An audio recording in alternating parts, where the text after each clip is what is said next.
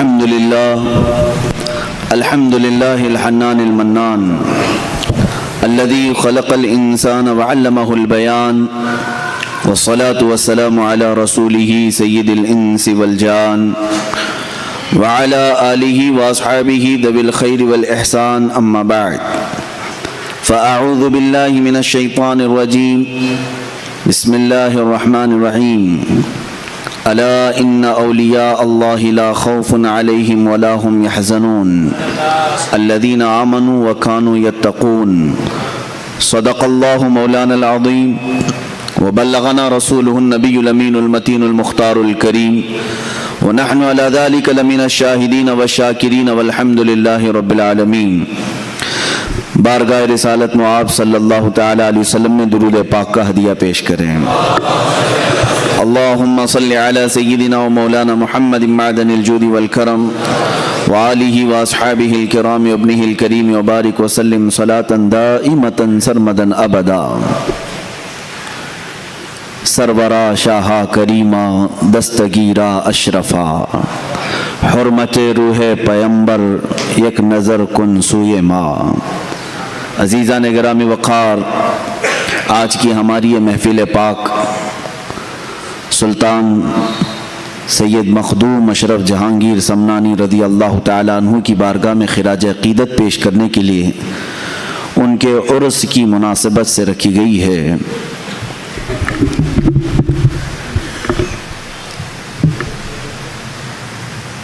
یقیناً ہندوستان کے اکابر اولیاء کاملین میں ایک نام سلطان مخدوم اشرف سمنانی رضی اللہ تعالیٰ عنہ کا ہے. میرے عزیزو،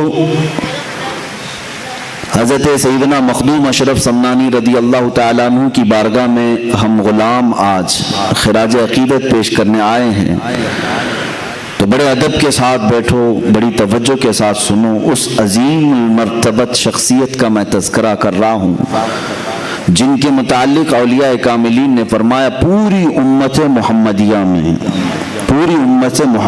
میں دو اولیاء کرام کو جو فضیلت حاصل ہے وہ کسی اور کو نہیں ہے. کس معنی میں؟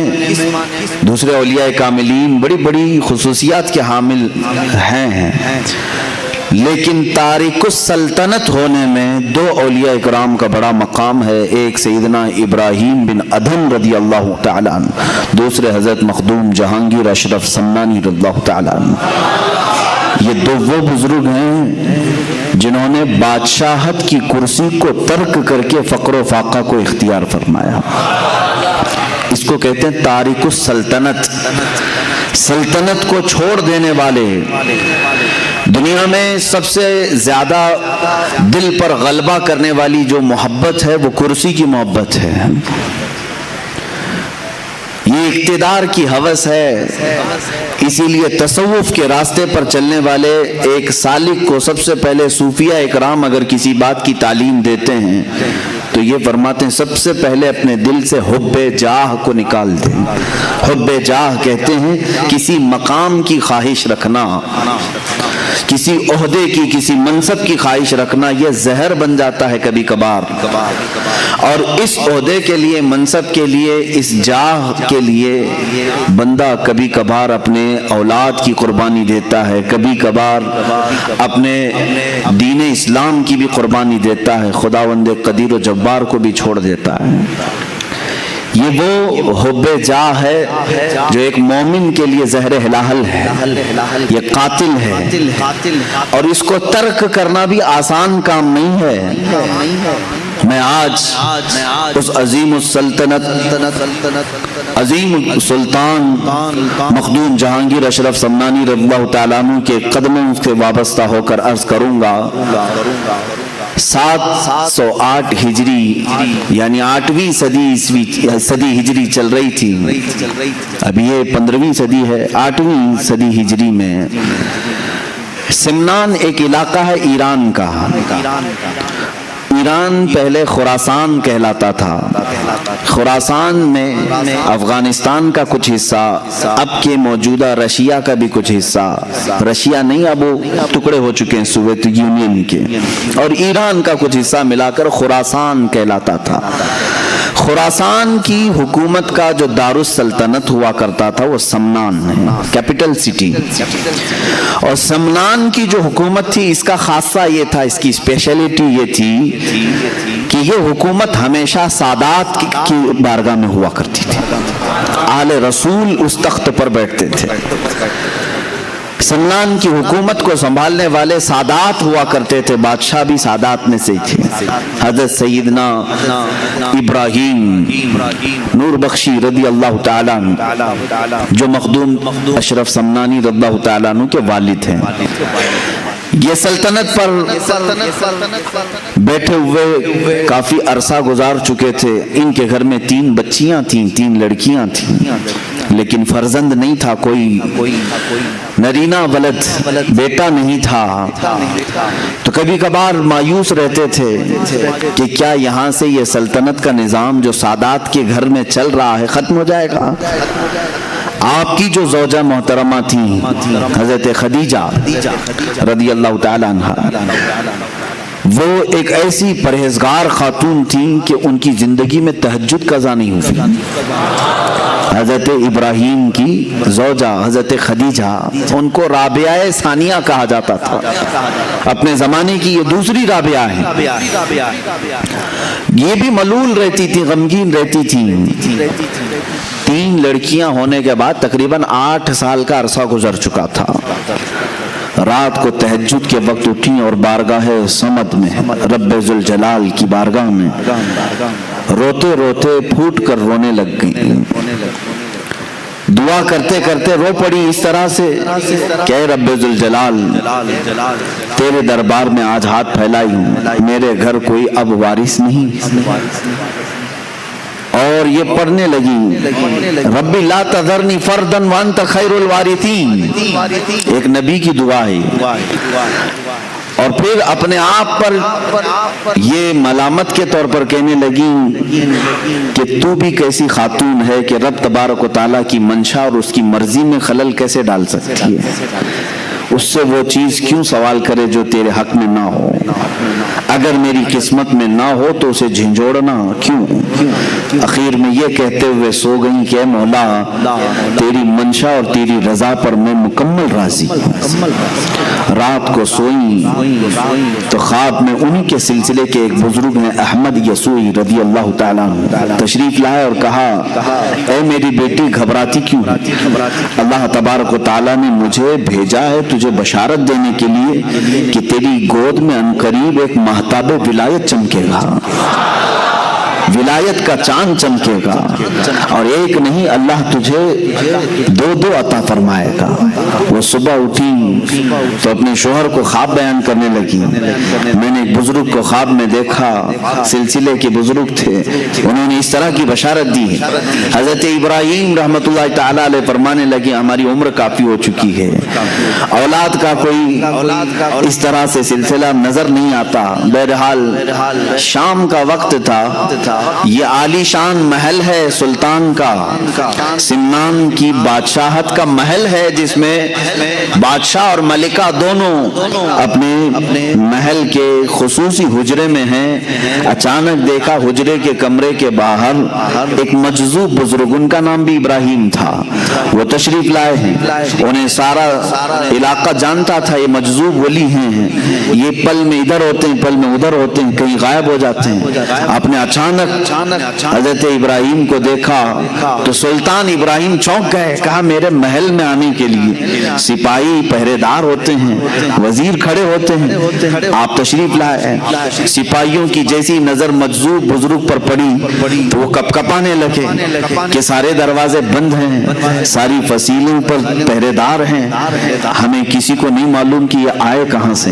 حضرت ابراہیم مجذوب نے کہا یہ سب چھوڑو، کہاں سے آئے ہیں ان سے پوچھا ہے ابراہیم تو اپنی بیوی کے ساتھ اس بات کا غم منا رہا ہے کہ تجھے کوئی بیٹا نہیں ہے، تجھے کوئی بیٹا نہیں ہے؟ یہ مجذوبوں کی بات تو سنیں، کہتے ہیں کیا میرے ساتھ ایک سودا کرے گا؟ محل کے اندر موجود حضرت سلطان ابراہیم ان کی بڑی تعظیم کرتے تھے، کہا بابا آپ تشریف لائیں، کرسی پر اپنی کرسی پر بٹھایا، کہا آپ کیا سودا کرنا چاہیں گے؟ اس وقت جو سکے چلتے تھے سونے کے سکے، اس کو اشرفی کہا جاتا ہے، اشرفیاں سنے ہوں گے آپ، سونے کی اشرفیاں، کہا مجھے 1000 اشرفیاں دے دے اور ایک اشرف لے لے۔ اس مجذوب بزرگ نے کیا کہا؟ مجھے 1000 اشرفیاں دے دے بدلے میں ایک اشرف لے لے۔ انہوں نے فوراً تھیلا پیش کر دیا، کہا کہ حضور قبول فرما لیں، وہ لیے اور غائب ہو گئے، اس محل سے غائب ہو گئے۔ مجذوبوں کی کیفیات ایسی ہی ہوا کرتی ہیں، وہ حالت جذب میں آتے ہیں، کبھی کسی سے عام گفتگو کرتے ہیں، کبھی کسی سے معرفت کے بہت الگ انداز کی باتیں کرتے ہیں۔ غائب ہوئے چند دنوں کے بعد حضرت ابراہیم رحمت اللہ تعالیٰ علیہ کے گھر میں ولادت کے آثار نظر آئے، ان کی اہلیہ محترمہ حملہ ہوئی، اور اس کے بعد جو بشارتوں کا سلسلہ ہوا سنیے، جب ان کے گھر میں 7 مہینے کا حمل یا 6 مہینے کا حمل تھا، یہی ابراہیم مجذوب رحمت اللہ تعالیٰ علیہ پورے سمنان میں گلی میں ڈھنڈورا پیٹتے ہوئے اعلان کرتے تھے، باخبر ہوشیار ملاحظہ ہو، باخبر ہوشیار ملاحظہ ہو۔ سارے لوگوں کو رات میں یہ جگاتے تھے اس طرح سے ڈھنڈورچی بن کر کے، سارے لوگ کان لگا کر کے سنتے تھے کہ بابا کس چیز کا اعلان کر رہے ہیں۔ جب اس طرح کے اعلانات ہوتے تو بادشاہ کی طرف سے ہوتے تھے۔ ابراہیم مجذوب رحمت اللہ تعالیٰ علیہ ڈھنڈورا پیٹ کر اعلان کرنے لگے، سارے اپنی اپنی مسندوں سے اتر جائیں اس لیے کہ امام کے آنے کا وقت ہو چکا ہے، سارے اپنے اپنے کرسیوں سے اتر جائیں کہ اللہ رب العزت کی طرف سے مہتاب ولایت کے آنے کا وقت ہے۔ 3 مہینے پہلے وہ اس طرح کا اعلان کرتے رہے، 3 مہینے کے بعد لوگوں نے دیکھا حضرت سید ابراہیم رحمت اللہ تعالیٰ علیہ کے گھر بیٹے کی ولادت ہوئی، اور خواب میں جو ان کے بزرگوں نے بشارت دی تھی اس بشارت کے اعتبار سے آپ کا نام اشرف رکھا گیا۔ یہی مخدوم اشرف سمنانی رضی اللہ تعالیٰ عنہ کی ولادت پاک کا میں نے تذکرہ کیا ہے۔ بڑی بشارتوں کے ساتھ آپ دنیا میں تشریف لائے ہیں، آپ کا نام اشرف تھا، صرف اشرف، اور اس جگہ انہوں نے آنکھیں کھولی ہیں جہاں ماں کو ہمیشہ تلاوت قرآن کرتے دیکھا، باپ کو محراب عبادت میں دیکھا۔ جب آپ 4 سال کے قریب کے ہوئے، آپ کو حضرت عماد الدین تبریزی رحمت اللہ تعالیٰ علیہ بڑے وقت کے عالم دین تھے، ان کی بارگاہ میں تعلیم کے لیے رکھا گیا، وہ تعلیق مقرر ہوئے بادشاہ کے صاحبزادے کی تعلیم کے لیے۔ 4 سال 4 مہینے 4 دن میں یہ قرآن پاک جو شروع کرتے ہیں، 1 سال میں مکمل حافظ قرآن بن چکے تھے۔ 5.5 سال کی عمر ہو رہی تھی جب حضرت مخدوم اشرف سمنانی رضی اللہ تعالیٰ عنہ حافظ قرآن ہو چکے تھے۔ 7 سال کی عمر تھی اس وقت پوری دنیا میں جو مشہور قراتیں ہیں، 7 قراتوں سے قرآن پڑھا جاتا ہے جس کو قرات سبا کہتے ہیں۔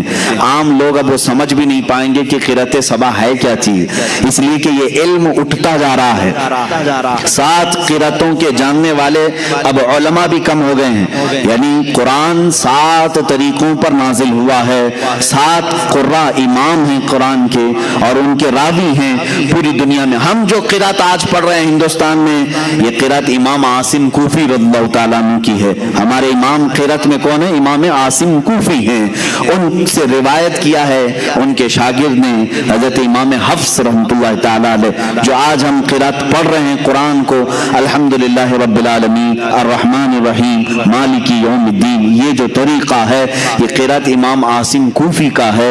اس طرح 7 امام ہیں قرآن پاک کی قرات کے، اس کو عام آدمی نہیں سمجھ سکے گا، اسے مکمل عالم دین بننا ہوگا، لغت عربی کی جانکاری پوری حاصل کرنی ہوگی، گرامر پورے سیکھنے پڑیں گے، الف کب آتا ہے، زبر کب آتا ہے، زیر کب آتا ہے، پیش کب آتا ہے، کن 2 حرفوں کو ملایا جاتا ہے، کس کو سائلنٹ کیا جاتا ہے، یہ پورے گرامر سیکھنے کے بعد یہ قراتوں کا علم حاصل کر سکتے ہیں۔ قربان جاؤ مخدوم جہانگیر سمنانی رضی اللہ تعالیٰ عنہ کی عمر پاک 7 سال کی ہے اور 7 قرأتوں کے ساتھ آپ حافظ قرآن ہو چکے تھے، حافظ قرآن ہو چکے تھے۔ عزیزان گرامی، یہاں تو 7 سال کی عمر میں ابھی بچے کو قرآن کا پہلا پارہ پڑھنا نہیں آتا، دیکھ کر کے وہ اللہ کے ولی تھے اور اللہ تعالیٰ نے انہیں علم لدنی عطا فرمایا۔ علم لدنی کہتے ہیں جو غیب سے دیا جائے۔ جب گھر صاف ستھرا ہو، ماں باپ کی تربیت اچھی ہو تو فیض بھی اللہ تعالیٰ کی طرف سے جلدی اترتا ہے۔ یہ ماحول کا بھی اثر ہوتا ہے۔ سادات کا گھرانہ تھا، ظاہر سی بات ہے عقل بھی وراثت نبی میں پائی تھی، علم وراثت علی میں پائی تھی۔ حضرت مخدوم اشرف سمنانی رضی اللہ تعالیٰ عنہ 14 سال کی عمر کے ہو رہے تھے، 7 سال میں حافظ قرآن ہوئے، 14 سال کی عمر میں جتنے علوم متداولہ اس وقت تھے، معقولات، منقولات، منطق، فلسفہ، زجر، ساری چیزیں، علم مناظرہ، علم مقابلہ، علم تصوف، علم فقہ، علم تفسیر، علم اصول حدیث، علم حدیث، یہ تمام علوم متداولہ سے فارغ ہو کر آپ 14 سال کی عمر میں مفتی کامل بن چکے تھے۔ 14 سال کی عمر میں مفتی کامل بن چکے تھے۔ اب ظاہر سی بات ہے 14 سال کی عمر کا حافظ، قرأت سبا کا قاری، بہترین عالم دین، مفتی کامل، فاضل، محدث، فقیہ، مفسر، 14 سال کی عمر میں یہ سب کچھ اللہ نے انہیں غیب سے عطا فرمایا۔ لیکن اس وقت کے علماء کا کہنا یہ ہے، مخدوم اشرف سمنانی رضی اللہ تعالیٰ عنہ مدرسے سے نکلتے تھے، ظاہر سی بات ہے علماء کا ایک انداز الگ ہوتا ہے، علم جب آئے تو اس کا انداز الگ ہوتا ہے، تو مولانا کہتے ہیں نا، اب جو علم دین حاصل کیا ہے اسے کیا کہتے ہیں؟ مولانا۔ تو اس زمانے کے علماء کہتے ہیں اکثر ہم نے اشرف کو مولانا اشرف کم دیکھا، فقیر اشرف زیادہ دیکھا۔ فقیر اشرف کا مطلب کیا ہے؟ ان کے اندر طمع، حرص کچھ نہیں، بلکہ علم حاصل کرنے کے بعد اور اس کم عمری میں اتنے مقامات حاصل کرنے کے بعد بھی زہد کی طرف زیادہ توجہ تھی، ترک دنیا کی طرف زیادہ توجہ تھی۔ اللہ ان کا صدقہ ہم غریبوں کو عطا فرمائے۔ حب مال، حب جاہ، حب دنیا، یہ ایسی غلاظتیں میرے عزیزوں کے مومنین کو تباہ کر ڈالتی ہیں۔ مخدوم اشرف سمنانی رضی اللہ تعالیٰ 14 سال کی عمر میں کن کن علوم سے آپ بہرہ مند ہو چکے تھے؟ حافظ، قاری قرآن، وہ بھی 7 قرأتوں کے امام، عالم دین، فاضل دین، مفتی کامل، مفسر، فقیہ، محدث، یہ سب ہونے کے بعد 15ویں سال کی آپ کی عمر مبارک تھی۔ میں شروع سے چل رہا ہوں آپ کی سیرت طیبہ پر۔ 15ویں سال کی عمر تھی، آپ کے والد ماجد سید ابراہیم رحمۃ اللہ تعالی علیہ کا وصال ہوا۔ آپ کے انتقال کے فوراً بعد ہی 15 سال کی عمر میں تخت شاہی پر آپ کو بٹھا دیا گیا، بادشاہت کا تاج آپ کے سر پر رکھ دیا گیا۔ کسی نے یہ نہیں کہا کہ 15 سال کا بچہ کیا بادشاہ بنے گا، بلکہ اس وقت کے جتنے سرور تھے، بڑے بڑے کج کلاہ تھے، سبوں نے اپنے سر جھکا لیے، اس لیے کہ مخدوم اشرف سمنانی رضی اللہ تعالیٰ 15 سال کی عمر میں جب کرسی شہنشاہیت پر جلوہ بار ہوئے تو آپ کے فیصلوں کو دیکھ کر کے لوگ اش اش کر جاتے تھے، آپ کے احکامات کو دیکھ کر کے ایسا لگتا تھا جیسے کوئی 80 سال کا تجربہ کار بادشاہ اس کرسی پر بیٹھا ہوا ہے۔ 15 سال کی عمر میں بادشاہت آپ کے کندھوں پر آ چکی تھی، لیکن اس بادشاہت کو آپ نے سرے سے انکار ہی نہیں کیا، ختم ہی نہیں کیا، بلکہ اس کو سنبھالا۔ کتنے سال؟ 10 سال تک اس عدل کی کرسی پر آپ قائم رہے اور پورے سمنان کو عدل و انصاف سے بھر دیا۔ پوری دنیا میں اس وقت سمنان کا سکہ چلنے لگا اور ہر کوئی یہ کہتا تھا کہ اور تو اور بادشاہ بیٹھتے ہیں کرسیوں پر، لیکن سمنان کی کرسی ایسی ہے جس پر نائب رسول اور آل رسول بیٹھا ہوا ہے۔ یہ کرسی سمنان کی کرسی کی خصوصیت تھی، رسول اللہ کا بیٹا بیٹھا ہے اور رسول اللہ کا نائب بن کر بیٹھا ہے، علم دین کا وارث بھی ہے اور زہد و اتقا بھی ہے، اور اللہ رب العزت کی عطا کردہ بے شمار نعمتوں عبادتوں سے سرفراز بھی ہے۔ مخدوم اشرف سمنانی رضی اللہ تعالیٰ 10 سال اس کرسی شہنشاہیت پر جلوہ بار رہے۔ اس کے بعد معاملات ایسے تھے کہ اس بادشاہت کی کرسی پر رہتے ہوئے بھی آپ کا دل رات کے وقت مصلی کی طرف لگا رہتا۔ دن بھر اگر رعایا کے معاملات دیکھتے، وزراء سپاہیوں کے حالات دیکھتے، رات کے وقت آتے اور تنہائی میں پوری رات مصلی پر گزار دیتے تھے۔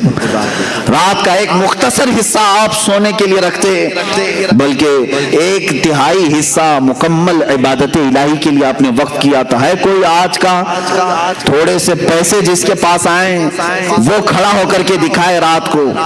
یہ بادشاہت جس کے پاس ہے وہ ساری سلطنت کا بار ان کے کندھوں پر ہوتا ہے، پوری رعایا کا بوجھ ان کے کندھوں پر ہوتا ہے۔ یہ سب چیزیں رکھنے کے باوجود مخدوم اشرف سمنانی رضی اللہ تعالیٰ عنہ کی زندگی میں کبھی آپ یہ نہیں پاؤ گے کہ انہوں نے رعایا کی خدمت کرتے کرتے کبھی اپنے رب کی نافرمانی کر دی ہو یا اپنے رب تبارک و تعالیٰ کی عبادتوں میں کمی کی ہو، کبھی نہیں۔ دل اس میں لگا ہی رہتا۔ اور آج کے حالات کے اعتبار سے میں آپ کو بتاؤں، غربا اور مساکین کا عبادت کرنا تو ٹھیک ہے، اسی لیے مسجدوں کی صفوں میں زیادہ طور پر غربا نظر آتے ہیں۔ غریبی اچھی بھی ہے، اور کبھی کبھار غریبی یہ زحمت بن جاتی ہے اگر یہ کفر کی طرف لے جائے۔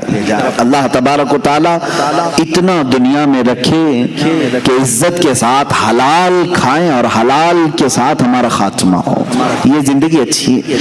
لیکن جانتے ہیں جن کے پاس پیسوں کی چربی آئی، یہ چربی اتنی موٹی ہو جاتی ہے کہ ان کو نمازیں بھاری پڑتی ہیں، رات کا گزارنا تو دور کی بات ہے۔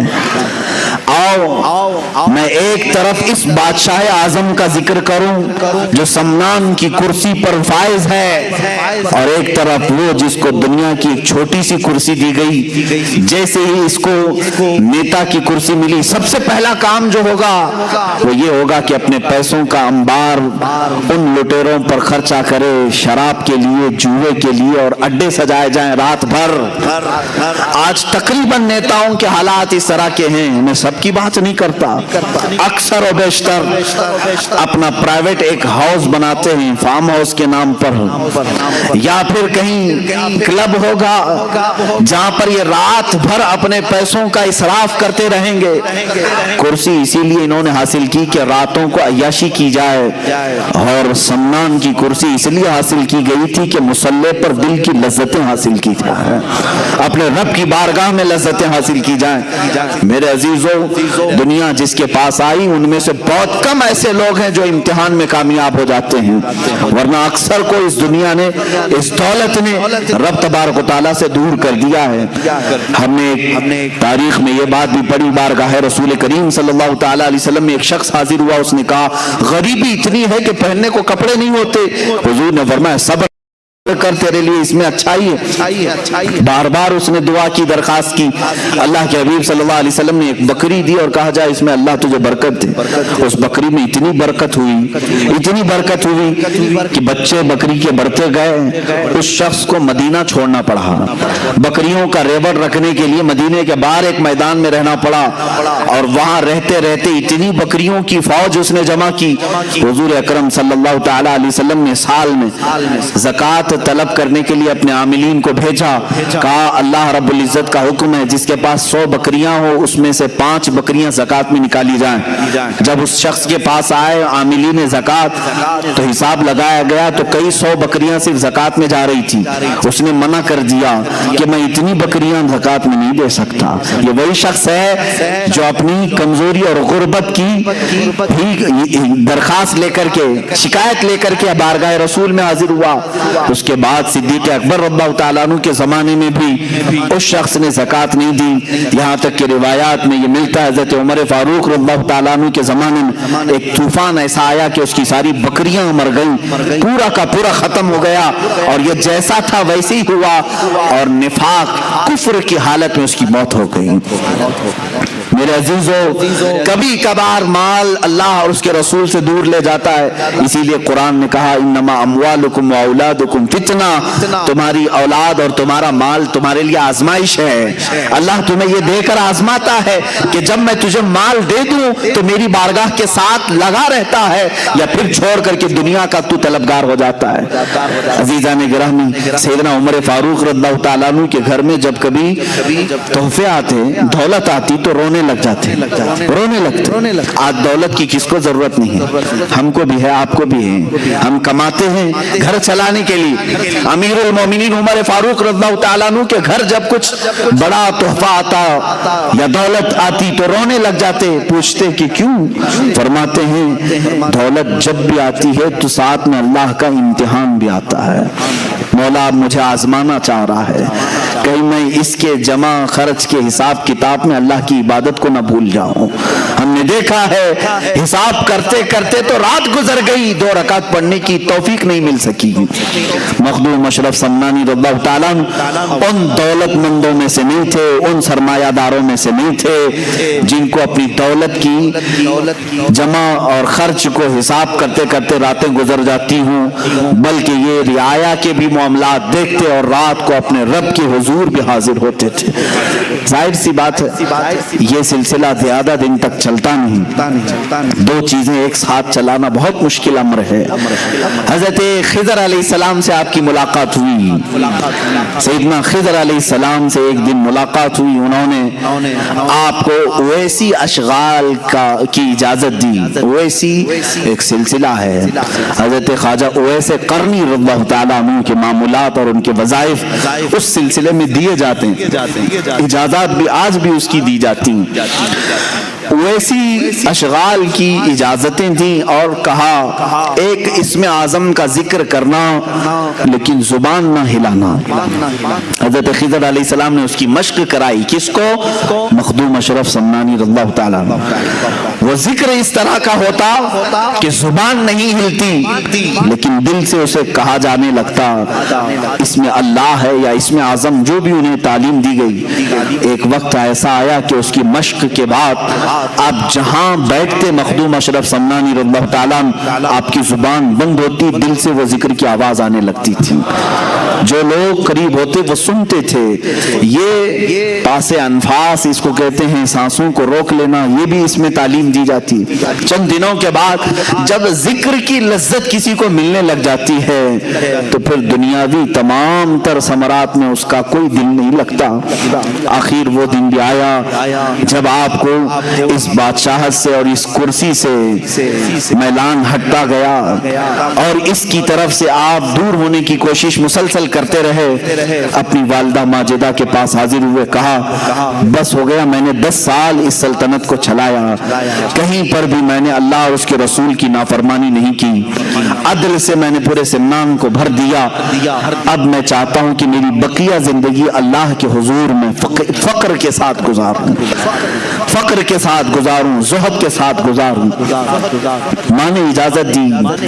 حضرت مخدوم اشرف سمنانی رضی اللہ تعالیٰ عنہ جیسی ماں سے گفتگو کرتے دوسرے ہی دن